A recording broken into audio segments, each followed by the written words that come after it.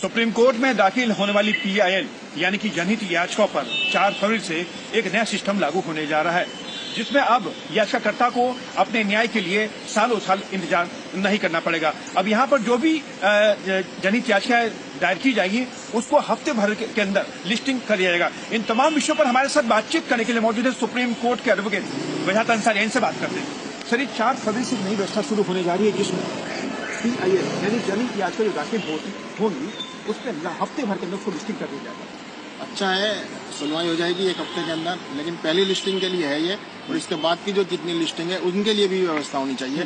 क्योंकि यहाँ supreme court में क्या था, पहले भी था कि एक फर्स्ट लिस्टिंग जो होती वो तो हो जाती थी फर्स्ट हियरिंग, उसके बाद जब नोटिस होता था या स्टे होता था उसके बाद में वो पीआईएल जो है लिस्ट नहीं हो पाती थी कई साल तक, 5-5, 6-6 साल, 10-10 साल लग जाते थे। तो ये व्यवस्था आगे भी होनी चाहिए कि जो एक लिस्टिंग के बाद जो आगे भी इसकी लिस्टिंग जो रेगुलर लिस्टिंग होनी चाहिए।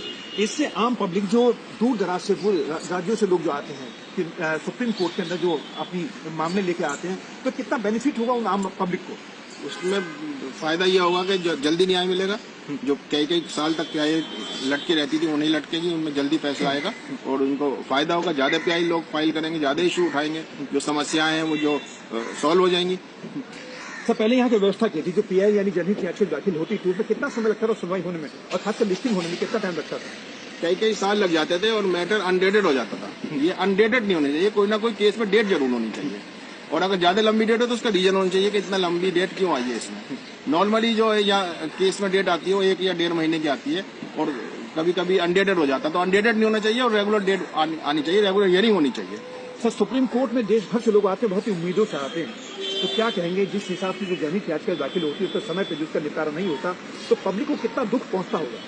काफी दुख पहुंचता होगा, निराश होते होंगे लोग बाग, जो समय पे जो न्याय मिलना चाहिए वो नहीं मिलता होगा और लटके रहते होंगे केस। तो आगे फिर दोबारा लोग सोचते नहीं होंगे पीआईएल फाइल करने की, या कुछ लोग ने एक पीआईएल फाइल करके दूसरी नहीं कर पाते होंगे, सोचते होंगे पहले इसका फैसला आ जाए उसके बाद दूसरी पीआईएल फाइल करेंगे।